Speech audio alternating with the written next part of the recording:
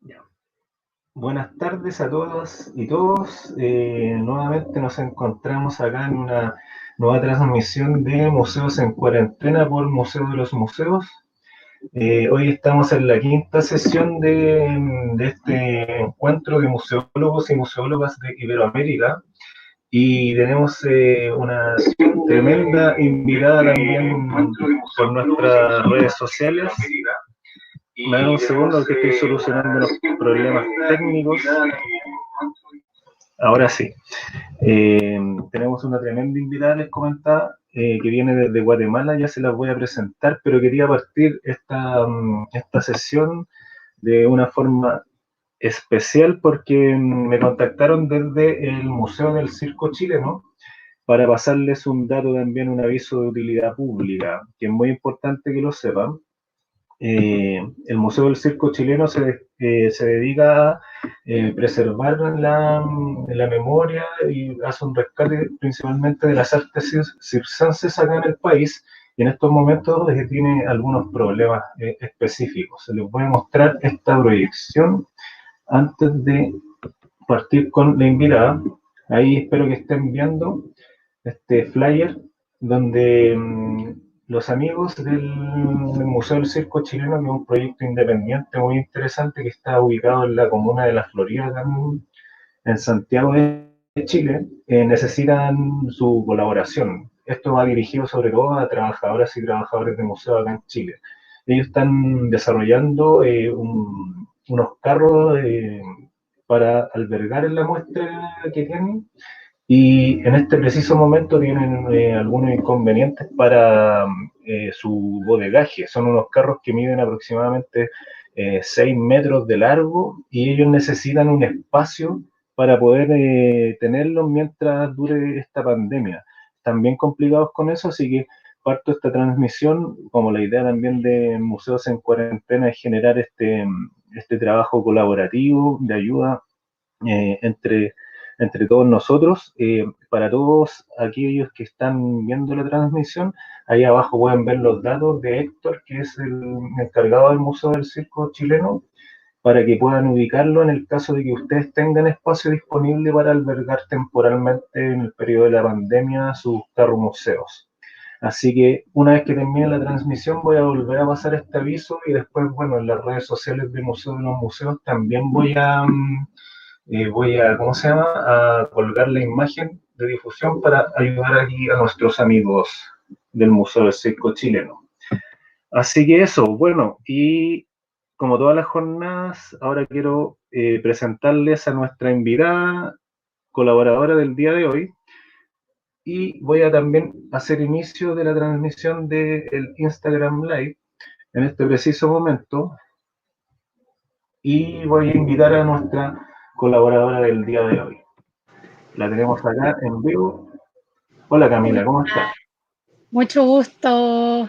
Gracias por invitarme, Esteban, a No te escucho, participar de Camila, esta en estos iniciativa. momentos. ¿Aló, Camila? Dime. Ahora sí te escucho perfecto. ¿Cómo estás? Muy bien, aquí con calor. Con calor. Sí, aquí hacen como 30 grados de calor y como 70% de humedad en el pueblo donde vivo, que se llama Livingston, en Guatemala.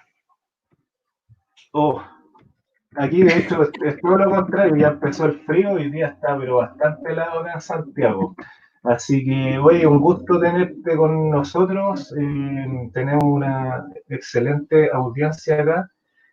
Sí, aquí me preguntan desde Instagram si es que está la transmisión desde Facebook, efectivamente. Así que voy a ahora, dame un segundo, Camila, que te voy a invitar desde la cuenta de Instagram Live para que comencemos a conversar. Tienes que, Ok. eso, tienes que buscar la transmisión en vivo de Museo de los Museos y aquí está. Ya, te encontré. Vamos a transmitir en vivo y comenzamos a conversar también, y para poder presentarte oficialmente aquí a todos y todas los que se están conectando. Ahora sí. Hola Ahora, desde Instagram. Dame un segundo que tenemos un poco de interferencia, parece que con nuestros audios. No sé si eres tú o soy yo. Sí, estoy tratando de bajar el El volumen. volumen, claro. Sí, yo creo que es como el tema del retorno de, puede ser de tu teléfono, Camila. Ya. Perfecto. ¿Ahora me escuchas bien? Sí, yo te escucho súper bien. Ya, sí, yo ahora también te escucho perfecto. Entonces, bueno, les comentaba también a quienes se están conectando desde Instagram Live que estamos con Camila Caris del Museo del Mundo, aquí abajo, lo pueden ver, acá al lado en Facebook, al otro lado, acá.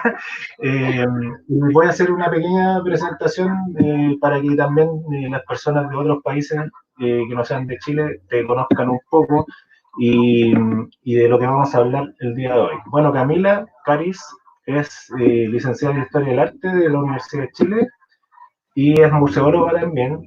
Y en el año 2016 fundó un proyecto que es súper interesante, ya nos va a contar en extenso de qué se trata, que se llama Museo del Mundo, que tiene diferentes sedes, es un museo virtual de nacimiento y bueno, tiene sede en Guatemala, Ecuador y Chile.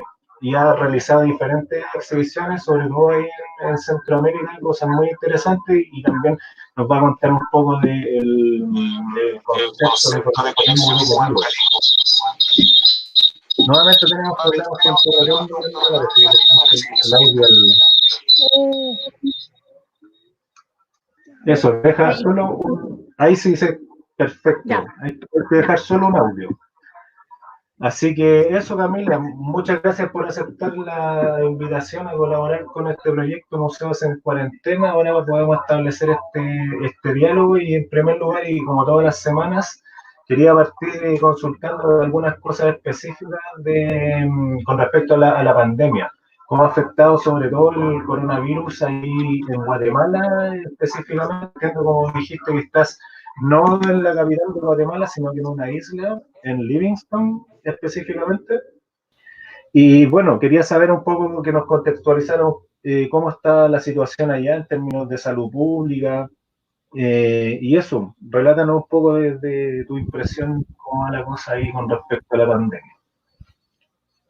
Bueno, a mí particularmente me tocó una experiencia bien especial con esto de la pandemia, porque yo justo estaba, bueno, ya, justo yo estaba en Costa Rica haciendo unos talleres con el museo cuando todo esto explota en Centroamérica en general.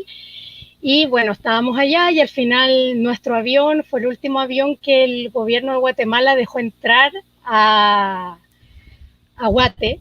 Entonces, desde ahí fue toda una odisea llegar hasta Livingston, que, bueno, para las personas que no conocen, Livingston es una pequeña, no es una isla como tal, pero funciona como isla, o sea, solo se llega a este lugar por medio de lancha. Son más o menos entre 6 a 8 horas en bus desde la ciudad de Guatemala hasta Puerto Barrios, y de Puerto Barrios tenés que tomarte una lancha y llegar hasta Livingston. Entonces eso justo como en periodo de pandemia resultó ser la odisea más gigantesca de la vida. Y bueno, y justo qué pasó que Guate fue también uno de los países que cerró fronteras muy rápido, entonces yo siento que eso de alguna forma ayudó como a apaciguar toda esta como explosión de contagiados. O sea, igual actualmente son como, bueno, hay como 557 contagiados en Guate, pero eso para la realidad de la salud pública guatemalteca es bastante. O sea, se han abierto unos hospitales de campaña en las ciudades capitales, pero aún así, por ejemplo, hay historias de que uno se fugó, que, o sea, igual hay como un descontrol importante porque la salud no ha sido una de las prioridades de ningún gobierno guatemalteco, entonces eso claramente pasó la cuenta en esta pandemia, está pasando la cuenta, pero todo más o menos está concentrándose como en los puntos de las ciudades principalmente, o sea, la ciudad de Guatemala, Quetzaltenango, que son como ciudades importantes aquí. Eh, y claro, se sigue, por ejemplo, el toque de queda durante todas las tardes, bueno, el tema del quédate en casa, pero claro, como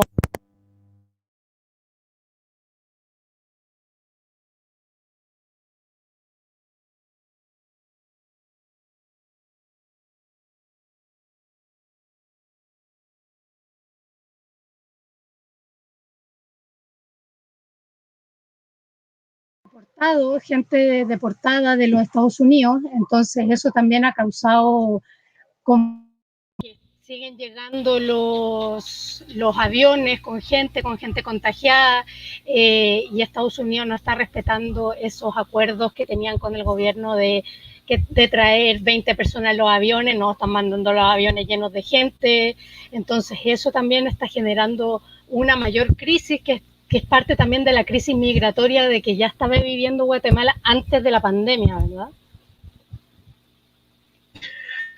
Claro, bueno, todo esto igual va dejando en evidencia todos esos problemas, como tú comentabas, temas migratorios, sobre todo el tema del cierre de las fronteras se ha hecho bastante complejo en todos los países.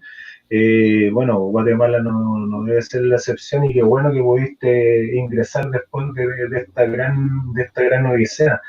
Y en el contexto específico de dónde estás tú, Camila, en Livingston, cuéntanos un poco cómo se está viviendo, si tienen contagiado, igual como les mostré hace un poquitito sobre todo en la pantalla de Facebook, proyecté el mapa del coronavirus de la Universidad de Johns Hopkins, que como lo hacemos todas las semanas, donde aparecen los datos. Camila nos comentaba que habían 557 contagios, que, o sea, en un contexto normal, o sea, es poco, pero como tú decías, para la realidad, sobre todo de la salud de Guatemala, es bastante y también tiene un súper bajo índice de mortandad. Habían, al menos ahí en ese mapa, registrado 26 personas fallecidas. Pero claro, esto quizás a lo mejor está recién comenzando, no tienen tantos controles sanitarios como en otros lugares. Cuéntanos, como te comentaba, un poco de qué va ahí y sobre todo dónde estás tú, Elvira. Mira, ¿sabes qué? Vivir en una isla termina siendo beneficioso en este contexto, en el sentido de que aquí es como solo se llega por lancha, entonces en la medida cuando ya cerraron la frontera, ya se aumentaron las medidas de protección respecto a la gente que llegaba a la isla. Entonces aquí, por ejemplo, no hay contagiados, acá en Livingston. Esto, como te digo, esto es un pueblo pequeño.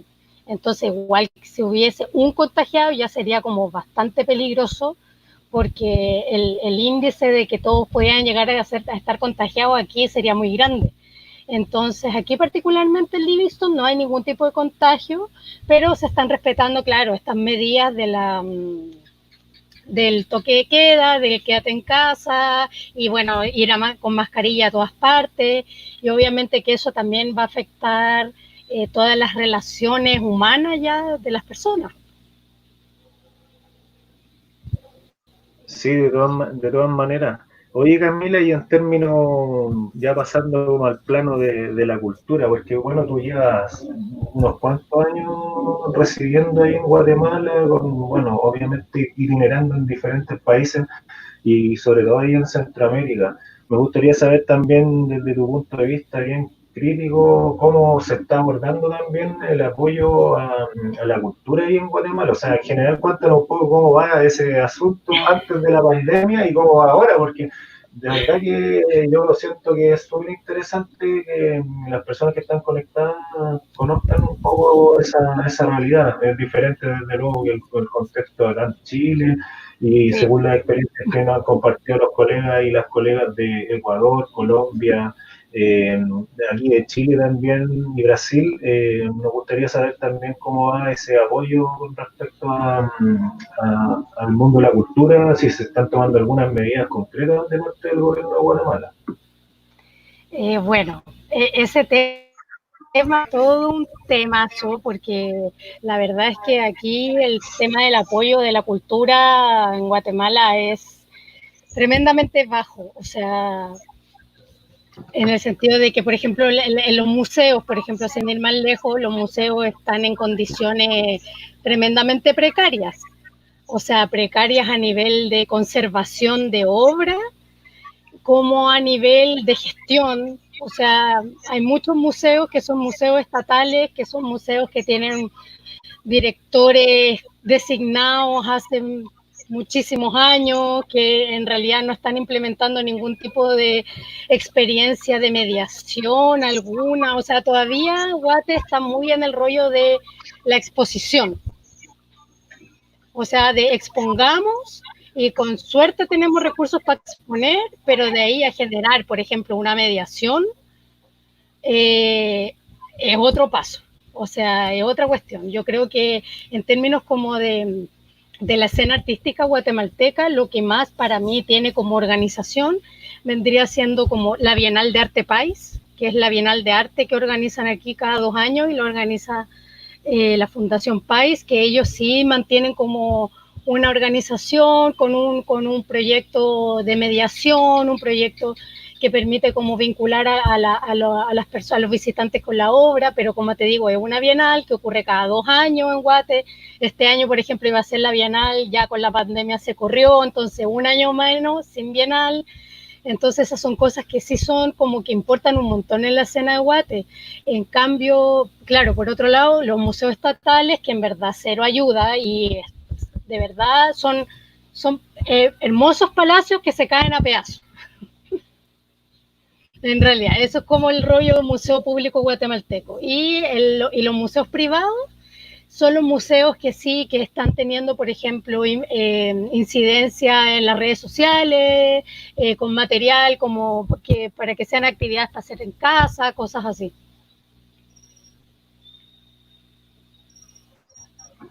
Mira, interesante en realidad, no se diferencia mucho de los otros contextos y por lo general, claro, donde se ve mayor problemática, sobre todo en términos como de sustentación de los proyectos museales de los museos privados, porque claro, desde la precariedad del mundo público, que pasa en todas partes, al menos igual hay como un apoyo a darle continuidad a esos proyectos por un tema como de responsabilidad de los diferentes estados para dar y asegurar el acceso a la cultura.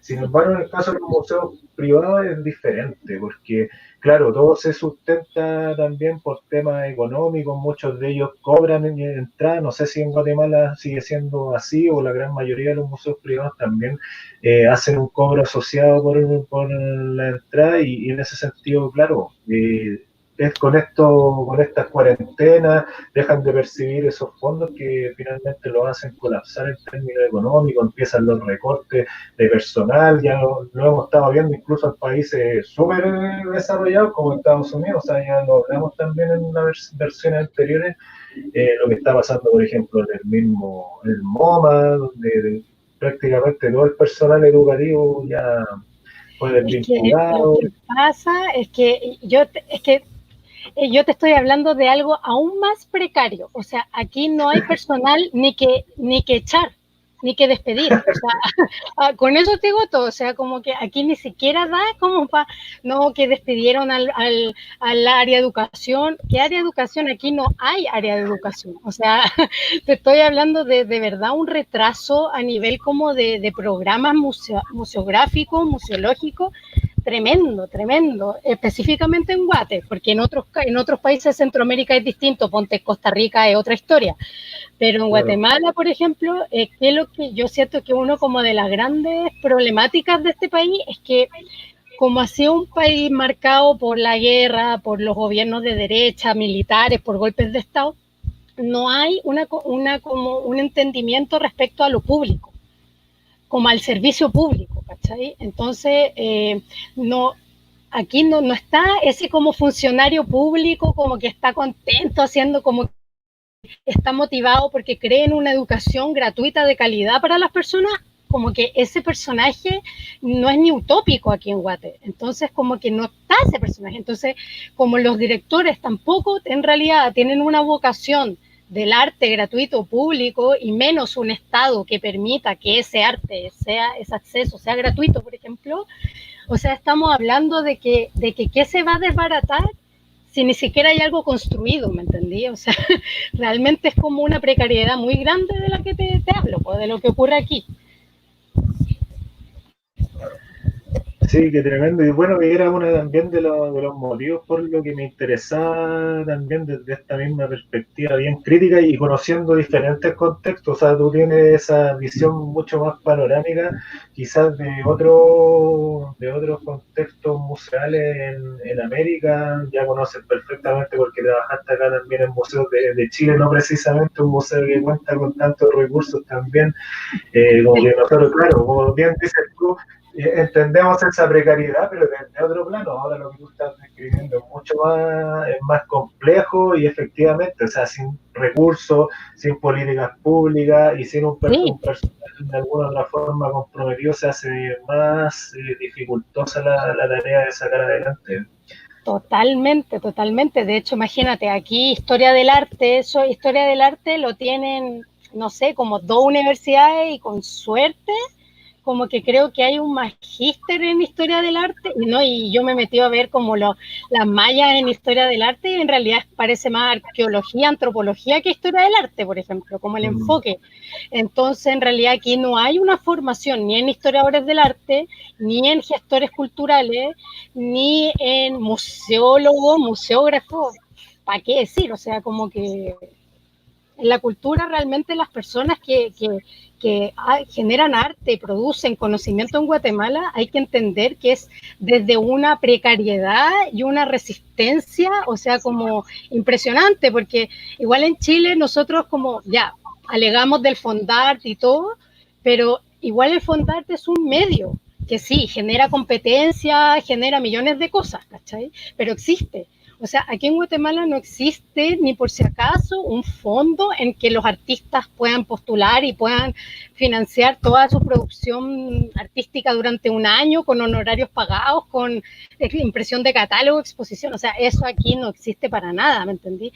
Entonces, como que cuando hablamos de precariedades, yo trabajé, como tú decías, en el Museo de Arte Popular allá en Santiago y sí, era precario, pero aquí es como el mapa pareciese ser el MoMA, o sea, estamos realmente hablando de como que de diferencias abismales y dentro del mismo Centroamérica, o sea, por ejemplo, Costa Rica tiene un desarrollo museológico mucho mayor, o sea, de historiadores del arte súper capacitados que hay costarricenses y el mapa ahí en Instagram presente porque sí, o sea, es como que, claro, Costa Rica tiene este desarrollo mayor a nivel cultural y de producción intelectual, y Guate está como, porque no hay una intención de ni un Estado en que aquí haya producción artística ni apoyo en desarrollo intelectual también. Entonces, como que es como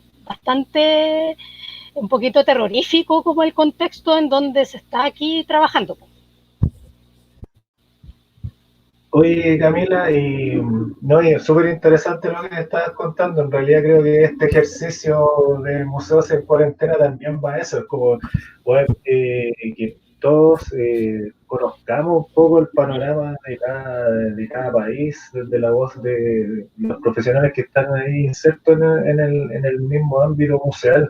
Y ya pasando de lleno a lo que nos convoca específicamente también y bajo como el título del conversatorio de hoy, es hablar de la relevancia de los museos virtuales. Bueno, insisto con que, bueno, a mí me interesaba muchísimo de que estuviera acá presente y que nos contaran un poco de tu proyecto Museo del Mundo, que lo hablamos también en la previa, me parece notable porque es un proyecto que nace desde la virtualidad, a diferencia de lo que está pasando ahora, que nos encontramos que todos los museos que se han sustentado por su trabajo directo con las personas o bien por un espacio físico determinado, están traspasándose a este contexto, pero cuéntanos un poco más cómo ha sido esta experiencia, háblanos en profundidad de tu proyecto, cuéntanos un poco como la historia del nacimiento de esa iniciativa que a mí me parece súper interesante que el resto de las personas que se están conectando ahora puedan saber. Así que eso, Camila. Ya. Bueno, les cuento un poquito. Yo trabajo junto a mi compañera Esperanza Hidalgo. Nosotras somos chilenas y en el año 2016 nosotras comenzamos nos encontramos justamente aquí en Livingston, Guatemala, y de ahí, bueno, de ahí va saliendo la idea de crear una propia colección artística y también como la necesidad de crear un museo. Pero, ¿qué es lo que pasó como con la Esperanza? De que, bueno, Esperanza ahora está viviendo en Ecuador, yo estoy viviendo aquí en Guatemala, la Esperanza vivió en Guatemala, es que las dos somos personas como muy activas que están siempre en movimiento, entonces pensar en un museo físico era como una idea muy limitante.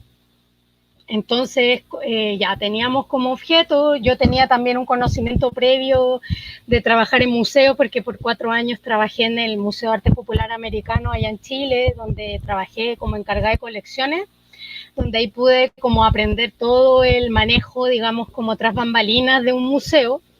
Y ese conocimiento a mí me permitió también llevarlo a crear esta ficha de inventario con los objetos que Esperanza y yo juntamos, objetos de raíz artesanal o artístico popular, porque bueno, a las dos eso es como lo que a nosotras nos motiva, y fue también mi motivación porque entré al mapa y comenzó toda mi carrera, digamos, como en los museos, y después comenzamos claro, y necesitábamos pensar un museo, pero un museo que pudiese migrar con nosotras, ese era como el objetivo.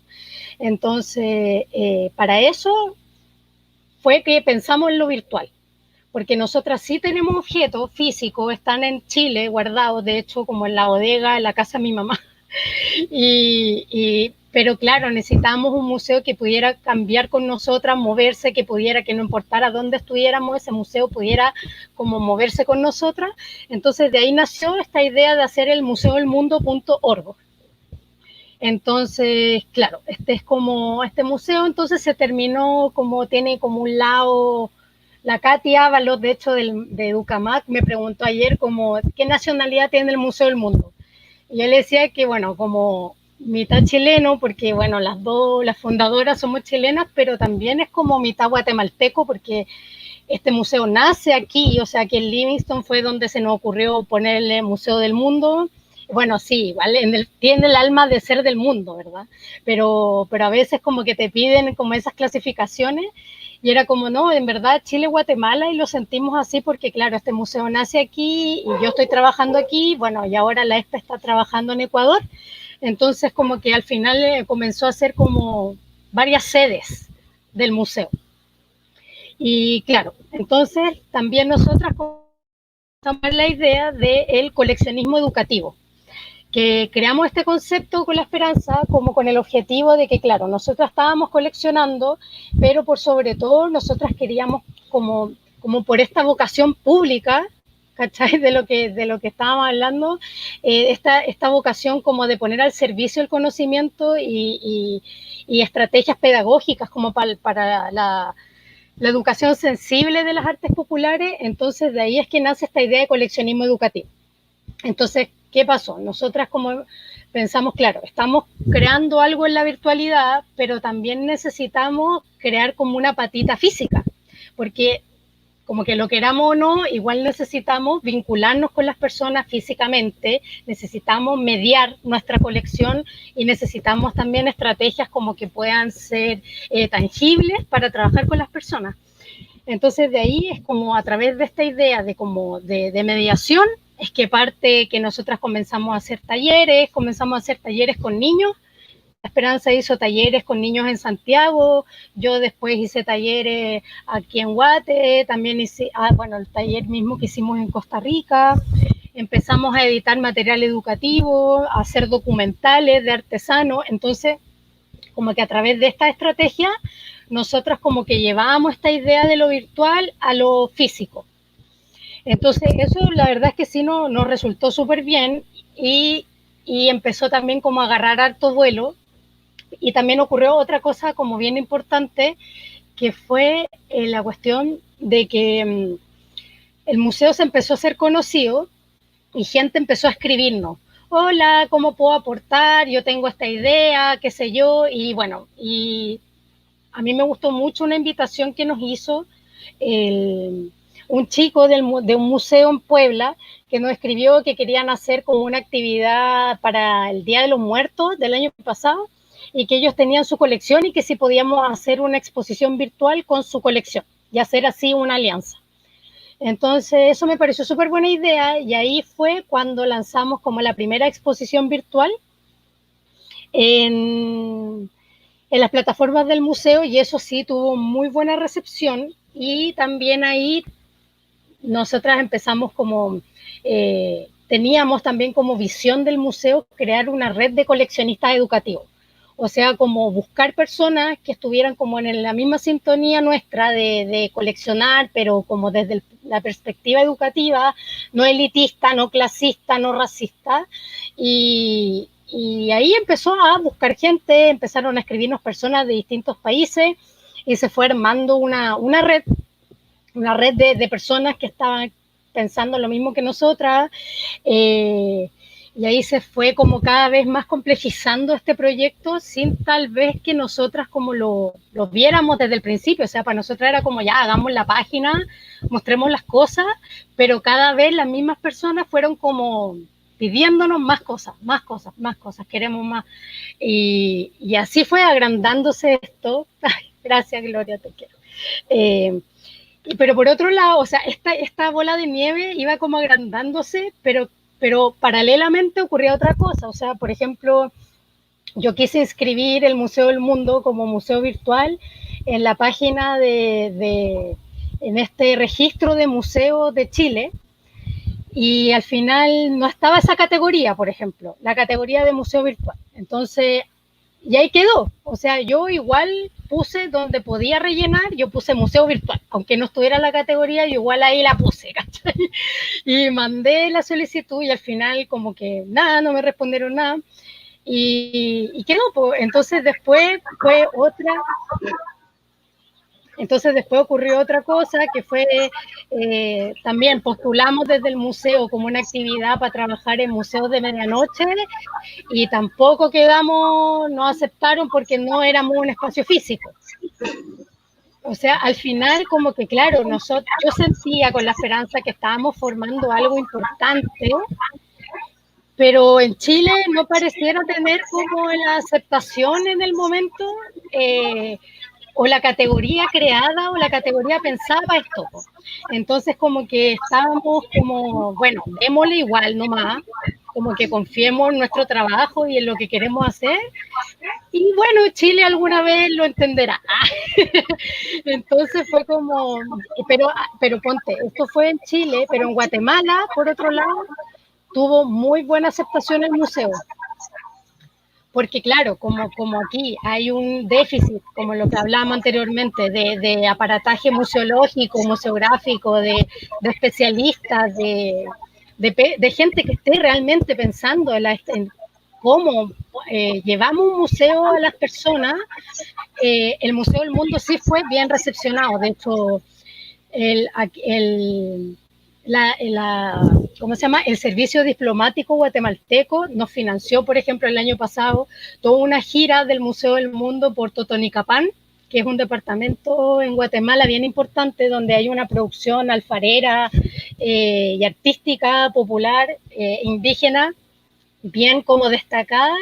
Y imagínate, pues estuvimos el año pasado, estuvimos con mi amiga, con la Aris, que es la Sandra Arizandieta, que ella es una guatemalteca también, que nos ha echado la mano en todas las cosas del museo que se ha tratado como de Centroamérica. Bueno, nos fuimos con ella, estuvimos de gira y fue impresionante, fue la verdad para mí súper importante como esa acogida, justamente como porque el museo virtual es como un poco como una respuesta a la precariedad cuando no hay museo físico. Bueno, el museo virtual puede ser una opción real, pues entonces eso para los guatemaltecos como que sí les entusiasmó la idea. Entonces ahí también empecé a encontrar como, oh, mira, aquí como que puede haber más aceptación, no quizá a nivel estado, pero sí puede haber como, sí, bueno, entonces como que por un lado como que tenía diferentes, estaba aquí produciendo en Guate y de repente, claro, tengo esta aceptación en estos lugares donde hay mucho más precariedad en torno a los museos, y en Chile, yo queriendo también como la aceptación en Chile, pero en Chile estaba así como que esa categoría no existe, chao, ni la pensemos, o sea, es como, no, no, no está, adiós. Entonces, ¿qué pasó? Que ahora ocurrió la pandemia y todo cambió. Y todo dio un giro así como en 360, yo siento, y de pronto como que todos empezaron a virtualizar sus contenidos y nosotras como que seguíamos haciendo lo nuestro, o sea, por ejemplo, teníamos agendada la exposición de las danzas con el Sofrenia, ya las teníamos agendadas, porque nosotras ya estábamos pensando en la virtualidad, al menos desde el año pasado. Entonces, esa como vuelta carnero la encuentro como bien interesante, sobre todo en Chile, como que en esta cuestión de los museos virtuales, ¿cachai? Entonces, y claro, está todas estas cosas. Entonces también empezamos como con las exposiciones virtuales, que al principio también yo sentía que era como, ¿qué es esto? Así como, ¿qué onda la Camila que está en la ESPE, estas locas que están aquí haciendo estas cuestiones virtuales? Pero ahora pareciera como tan necesario y tan obvio, hasta como que obvio, ¿cachai? Y era como, wow. Y claro, está esta patita. Y lo otro que también nosotras estamos trabajando harto del museo es, también abrimos una convocatoria abierta a colaboradores.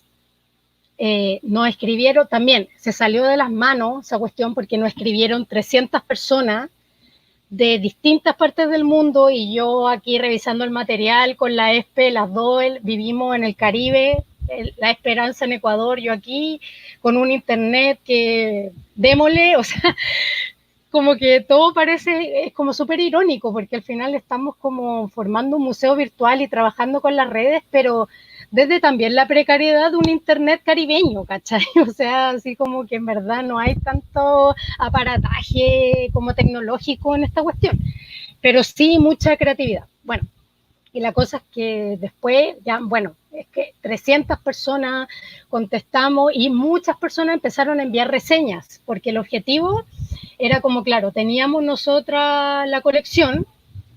Mira, aquí quiero como compartir la pantalla porque quiero, bueno, aquí estoy como compartiendo la pantalla en el, donde aquí está como, bueno, los objetos de la colección. Entonces nosotras, por ejemplo, tenemos un objeto ya de Rusia, entonces se supone que tú pinchas un objeto, o sea, el que te interese, y te va a aparecer, claro, la ficha de inventario típica de cualquier museo, con la información básica del objeto, también, y porque otras personas también nos hicieron la sugerencia, nos dijeron, oye, pero a mí me gustaría saber más información del objeto, qué onda el país, qué onda la cultura, qué onda, y ahí fue como, wow, ya, démosle entonces como a tratar de ir llenando más, porque y la bola de nieve sigue agrandándose, o sea, es como, de verdad es como impresionante esta cosa, entonces como que, y ahí todos los colaboradores enviaron información de algún país en particular. Por ejemplo, ahora yo le estoy mostrando aquí en la compu como en la reseña que nos mandaron de Rusia, como con un breve contexto político, de historia, la cultura, de aquí como quién la escribió y todo. Entonces, esto también, y como nos llegaron muchas, tenemos muchas, realmente, muchas reseñas, pero todavía como que no hemos mostrado esto públicamente tanto, porque todavía estamos en proceso de subir material porque nos sigue llegando. Y lo lindo igual de esto es que no necesariamente son personas como que estudiaron en la universidad y están haciendo un texto súper complejo, no, sino que son personas que desde distintas disciplinas o hasta a veces sin disciplina nos envían material porque su abuelita también tenía esta técnica, trabajaba esta técnica en México, y a ella, como vio el objeto en el museo, que le nació escribir de esto. Entonces ahí comenzamos como a llenar la información, y información que terminó siendo como que, no que terminó siendo, porque en realidad está recién empezando, está empezando a ser una como enciclopedia virtual, como que así lo empezamos a ver, ¿cachai? Entonces como que partió esto como museo, pero después también devino como en enciclopedia, y ahora ese es el objetivo, como ir siguiendo, completando la información para que cada vez esté como más contextualizado los objetos. Igual yo tengo como una obsesión de la documentación que me encanta. Encuentro que es una disciplina interminable y súper necesaria, porque también va generando como la fuente primaria que les permite después a los investigadores y a los curadores trabajar. Entonces, como que a mí me interesa mucho ver el Museo del Mundo como un espacio, claro, donde se puede encontrar esa información básica, y eso es como lo que nosotros estamos en estos momentos trabajando.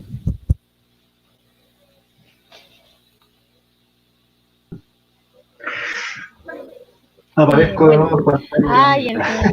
Oye, estaba fue súper un interesante, poquito estaba muy atento, yo siguiendo, bueno, lo que tú estabas conversando y algunas cosas que me parecieron bien Instagram. llamativas, sobre todo de tus últimas palabras con respecto al registro de museos. Bueno, Acá tenemos así algunos que comentarios que son compartidos por los que están siguiendo la transmisión, de que es increíble cómo se ha generado una especie de vuelta de carnero, le llamamos acá en Chile. Oye, a todo esto se cayó la señal de Camila. Vamos a esperar un momento, pero mientras, para rellenar, les voy a comentar un poco lo que estaba hablando con respecto al tema del registro museo, y Camila relató de una forma muy crítica. Efectivamente, en el Registro Nacional de Museos de Chile no existe una categoría específica de los museos virtuales, así como Camila también en mi caso en particular con el proyecto Museo de los Museos, generamos una solicitud para poder, ¿cómo se llama?, ser reconocidos como tal. Y en ese sentido, bueno, a Camila no le respondieron, pero en mi caso sí lo hicieron. Específicamente, la respuesta es que no estaba todavía como la categoría reconocida y que se iba a analizar próximamente. Esto fue el año 2019. Ahora en este contexto en particular de la pandemia, donde como ella misma nos relataba, todo cambió, nos encontramos con esta realidad donde efectivamente podemos hacer posible de que estos museos puedan tener ese reconocimiento. Quizás la plataforma Registro Museo o la concepción de estos espacios no estaba considerada, pero hoy en día más que nunca, cuando todos los museos físicos, eh, todos los museos físicos específicamente tienen este traspaso de la información al mundo digital, creemos que es súper importante de que se genere ese cambio. Por lo tanto, también era una de las intenciones de poder establecer este diálogo crítico con Camila con respecto al tema de ese reconocimiento de los museos virtuales. Camila, ¿me estás escuchando? Porque te caíste de Instagram y de la ya. transmisión. Sí, ahora sí. Sí, disculpen, es que aquí estamos en la selva misma. Oye, se le cayó también la transmisión de Instagram. Si te puedes volver a reconectar también. Estamos. Ya.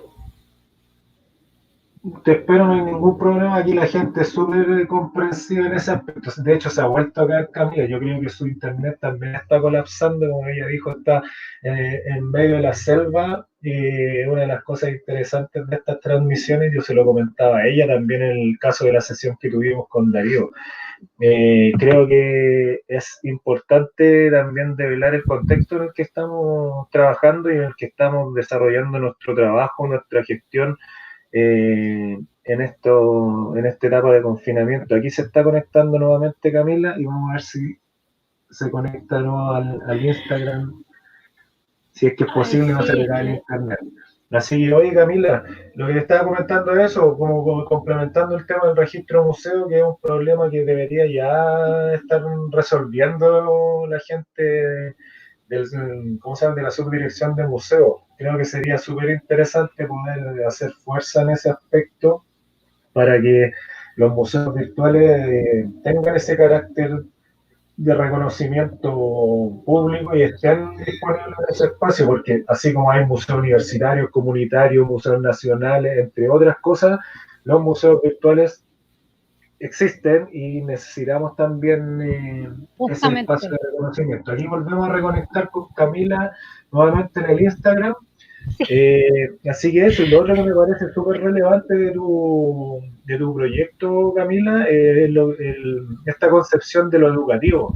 Ya hemos hablado constantemente con las y los otros participantes de Museo en Cuarentena, la relevancia que tiene ese rol para los museos, independientemente de eh, que siempre es como una constante, lamentablemente los recortes o las precariedades siempre están manifestadas desde el ámbito, ¿no?, de la educación del museo.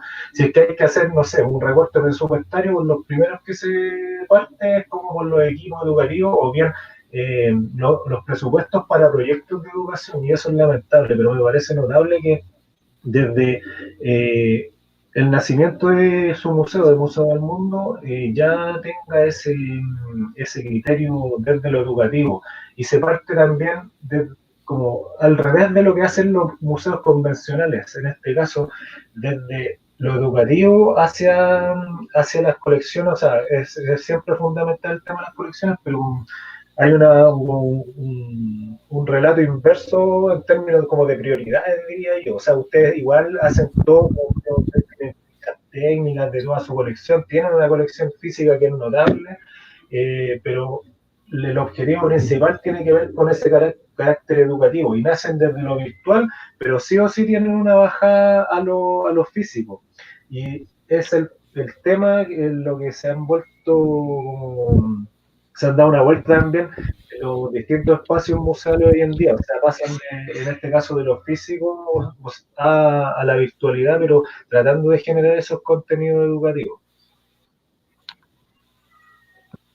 Sí, o sea, y que al final es súper válido y necesario. O sea, ¿por qué no se hizo antes? De hecho, hasta debería ser esa la pregunta, ¿cachai? Porque al final es como, ¿cuántos años estuvimos pegados en Facebook y en Instagram viendo memes cuando en realidad pudimos haber también generado contenido suficientemente interesante, que contenido cultural? O sea, yo me acuerdo también cuando yo trabajaba en el museo y en Chile, era como, en ese tiempo también era como, ay, Cami, que pierdes el tiempo en Facebook.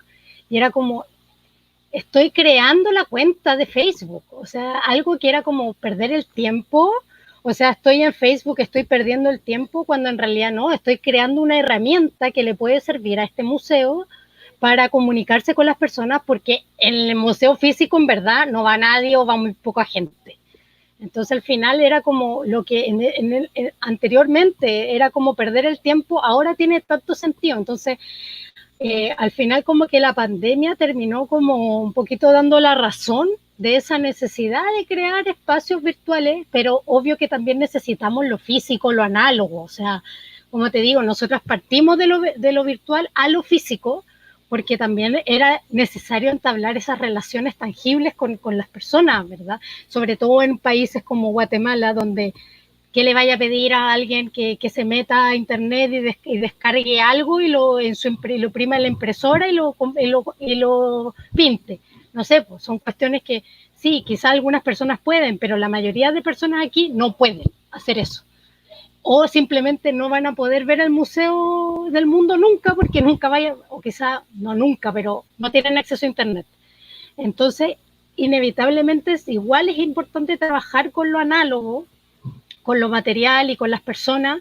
Entonces, por eso es que como remito mucho la cuestión de la bola de nieve, porque al final de verdad como que sí, pues, como que falta liberar el internet y generar más acceso al internet para que las personas tengan estos accesos, pero también justamente como llenar de contenido en la internet, ¿cachai? Y no verse solamente como, ay, el Instagram pérdida de tiempo, sino también como es una herramienta súper importante, porque el teléfono ya es parte de la extensión de nuestros brazos, es como casi una prótesis.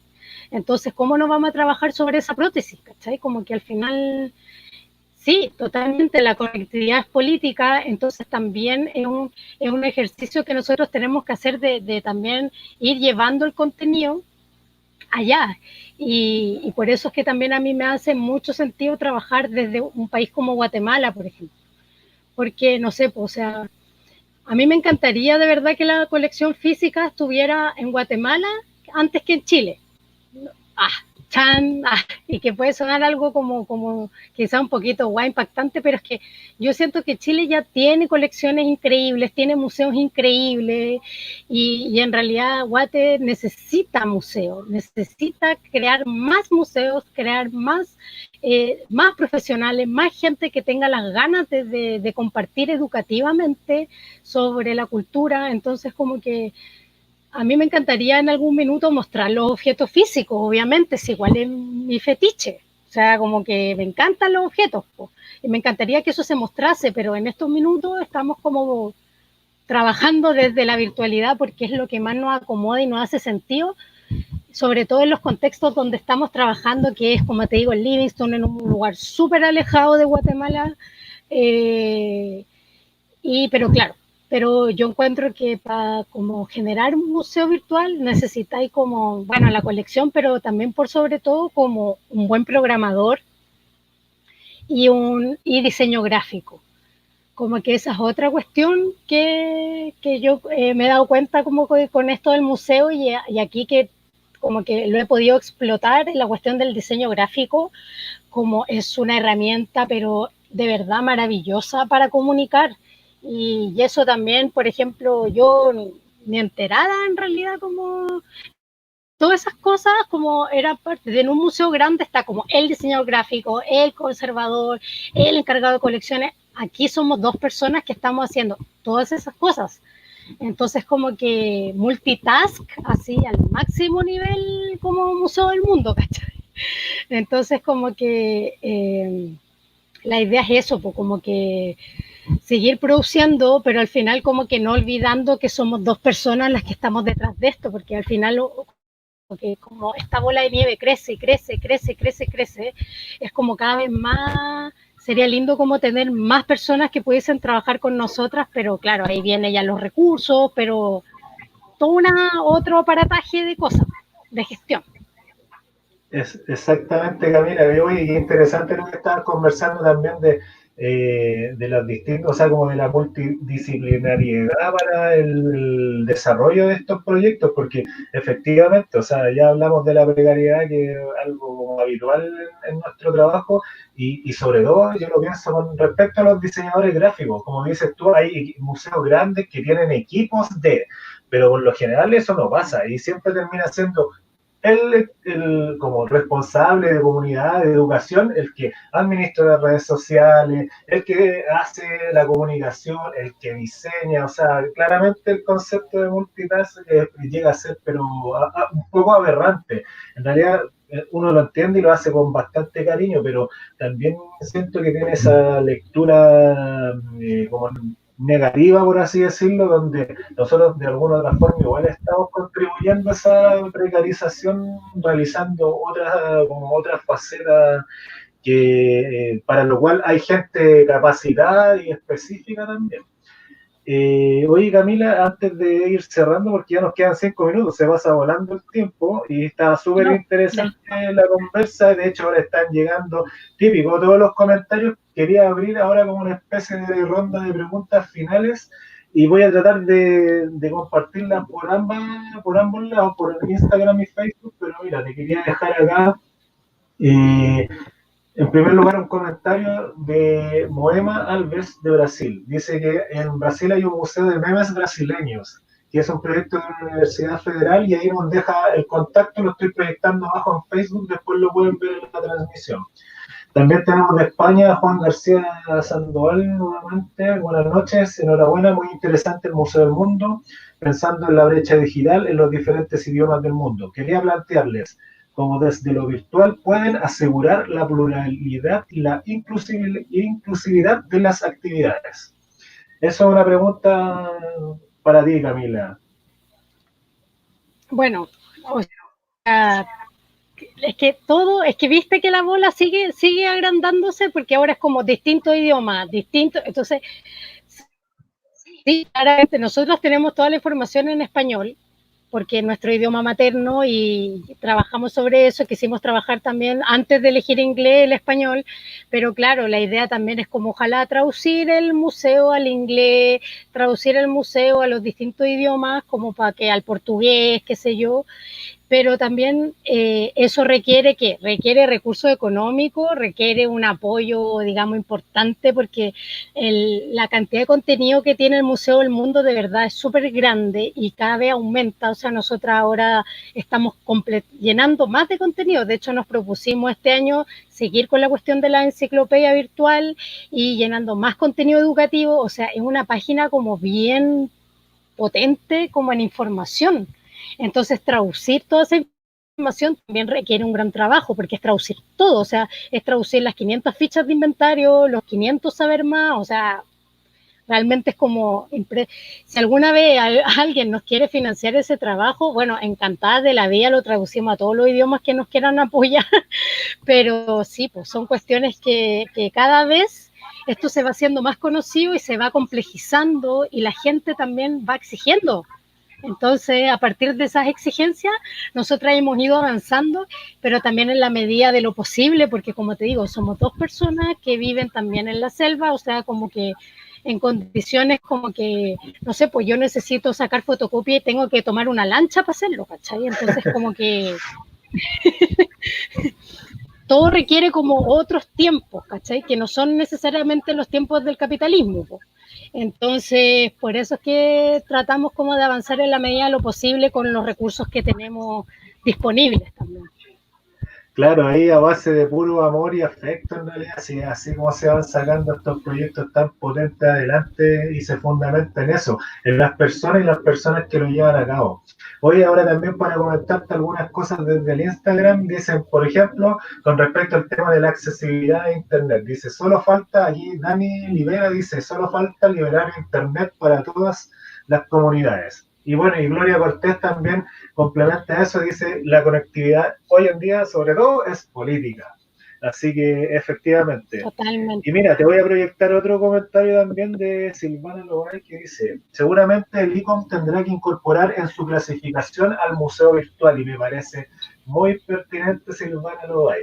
Esto que nos acontece hoy es algo que también hará que la definición de museo que hace nada intentamos construir nos haga detenernos para repensar qué es un museo hoy, el contexto y los sucesos que trascienden a cualquier definición. Un abrazo. Eso en realidad me parece súper pertinente, efectivo, que en esa discusión de la nueva definición de museos de ICOM, todos estos espacios, incluso el tema de la educación está dejándose de lado. Nosotros también en SECA estamos defendiendo que se incorpore nuevamente, pero como dice Silvana, sería muy interesante que los museos virtuales también pasaran a integrar estas categorías.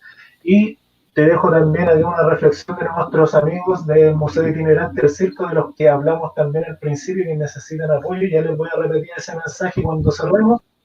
Nos dice, en un sentido súper práctico, la herramienta digital como Facebook o Instagram permiten generar contenido de manera más inmediata y más económica a las plataformas como páginas web. Hay que verlo como un medio. Y efectivamente es así. Lo que comentaba así Camila en un principio y que hace 10 años atrás, por lo general, incluso en la misma interna de los museos, nos consideran o locos o que estamos procrastinando metiéndonos a las redes sociales. O sea, como que, oye, estos tipos están sacando la vuelta de sus trabajos y están creando cuentas de redes sociales como para perder el tiempo.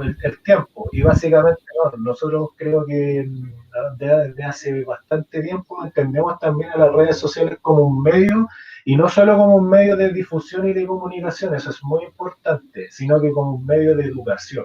Y es ahora también donde se está viendo todo ese potencial y la mayor parte de los espacios también dieron vuelta hacia esa dirección sus contenidos. Así que me parece súper pertinente el comentario también del Museo del Itinerante del Circo Chileno. Y mira, dice acá también Vale BDM en Instagram, en el caso de los museos que tuvimos que reinventarnos utilizando la virtualidad. ¿Qué consejos nos darías, Camila?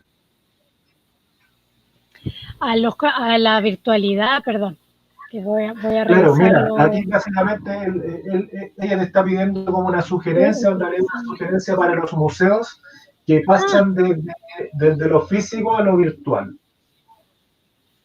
Mira, yo siento que hay que entender que, y que me pasó también, que esta cuestión de que yo museo, entonces ya quería un museo virtual, pero en muchas cosas repetía el modelo como del museo físico. Porque bueno, como ya había trabajado en un museo físico, como que yo creía que las lógicas del museo físico eran las lógicas de la virtualidad. Y en verdad no. En la virtualidad, ¿qué es lo que, como que lo difícil de trabajar en la virtualidad? Es como la virtualidad es mucho más acelerada que lo físico. Entonces tú necesitas siempre estar subiendo contenido, siempre tenés que estar actualizando tu contenido. Entonces, planificar, o sea, hacer como tú organizas tu cronograma en un museo normal, ya, tú organizas tu cronograma de actividades en la virtualidad y que sea, ojalá, contenido preciso, no grandes textos gigantescos, por ejemplo, porque la gente tampoco se va a detener a leer tanto, harta imagen, a la gente le gustan mucho los hilos conductores, contar historias, que ellos puedan leer historias, ese tipo de cuestiones son interesante y sobre todo generar de alguna forma empatía con las personas que están viendo, como que son las personas que ven tu contenido, porque por ejemplo en nuestro caso que nosotros trabajamos con artesanías,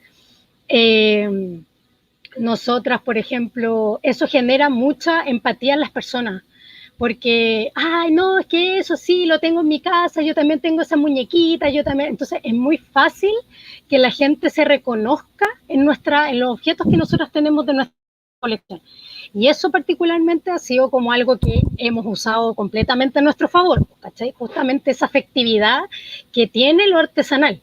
Entonces, a partir de eso hemos tratado como de, y estamos tratando ahora de generar un nuevo tipo de contenido, como claro, más afectivo, que involucre más a las personas, de acuerdo como con sus propias historias, de acuerdo a los objetos.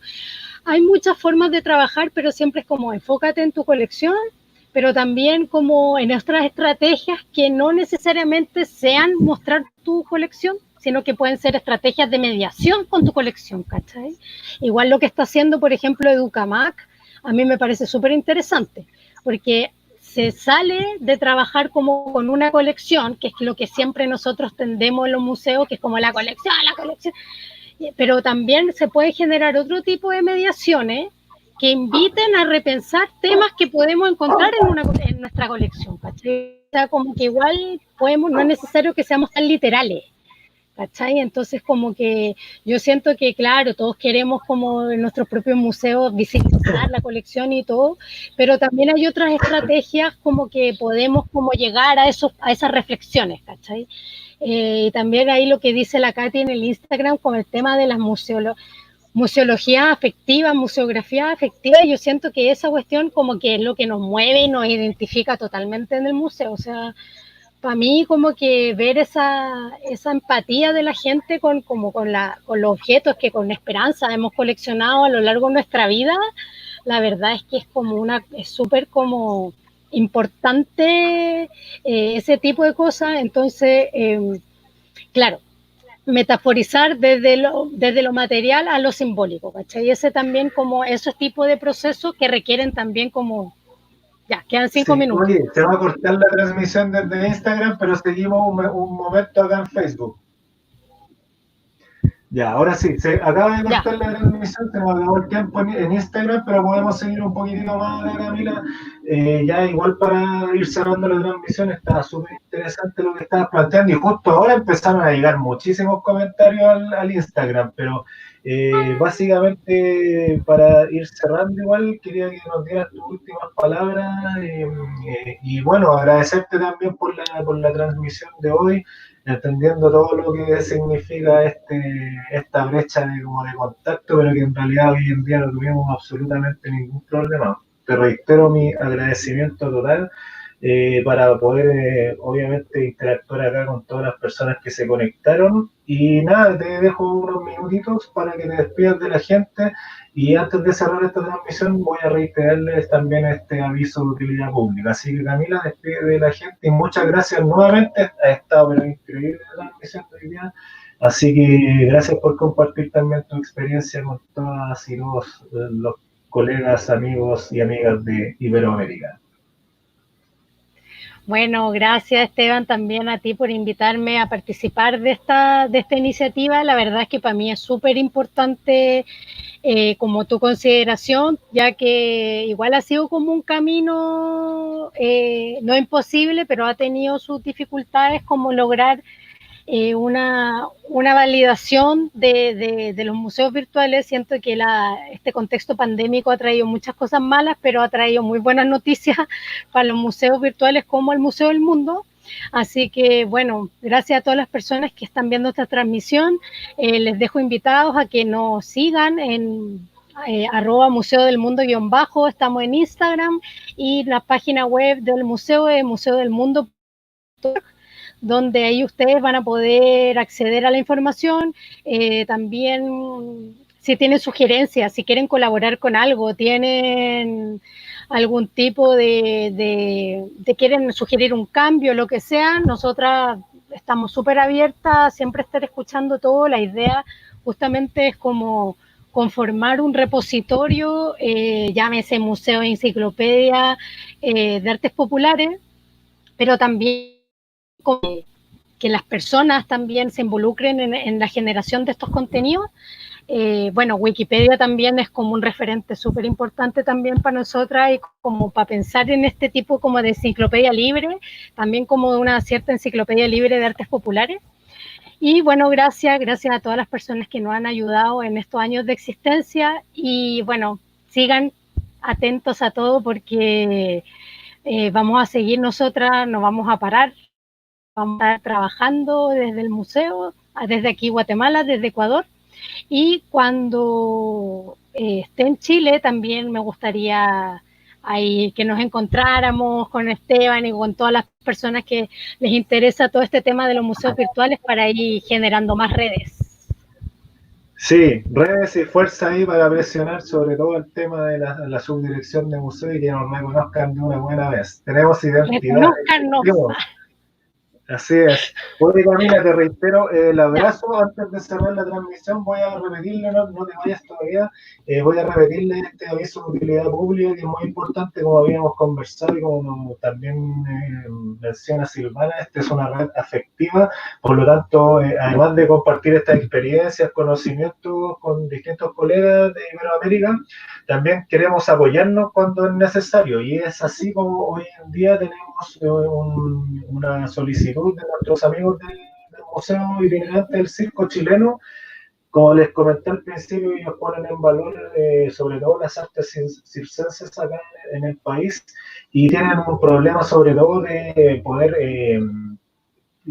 poder dejar su trabajo, que específicamente les voy a proyectar para que lo puedan ver, que es unos carros museos que están elaborando, que es una nueva infraestructura museográfica que están desarrollando y próximo a inaugurar, que está muy interesante como concepto, pero en este momento, con respecto al tema de la pandemia, se ven en el problema de que no tienen dónde guardarlos momentáneamente. Por lo tanto, ahora yo estoy proyectándole aquí al fondo esta convocatoria, por si algún profesional de museos chilenos tiene la amabilidad y puede colaborar con el Museo del Circo de Chile.